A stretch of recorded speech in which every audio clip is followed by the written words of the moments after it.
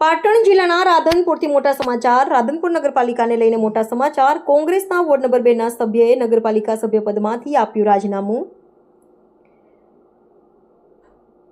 નગરપાલિકાના ward number 2 માં કોંગ્રેસ પાર્ટીમાંથી જીતેલ નયનાબેન કનૈયાલાલ ઠક્કર નગરપાલિકાના સભ્યપદમાંથી આપ્યું રાજીનામું. પોતાના અંગત કારણોસર સભ્યપદમાંથી નગરપાલિકાના પ્રમુખને લેખિતમાં રાજીનામું આપ્યું. બોલો, તમારું નામ શું છે?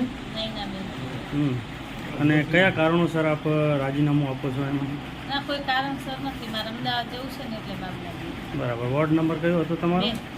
2. અને આ ઓકે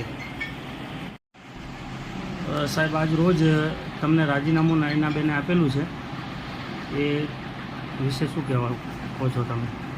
નયનાબેન પોતે વોર્ડ નંબર 2 માં ચૂંટાયેલા છે. એમની મરજીથી રાજીનામું આપ્યું છે. કોઈની તાક ધમકી એમને મળી નથી. એમને સામાજિક કારણોથી એમને રાજીનામું આપેલ છે. અને તમે રાજીનામું અમે રાજીનામું સ્વીકારેલું છે. ઓકે.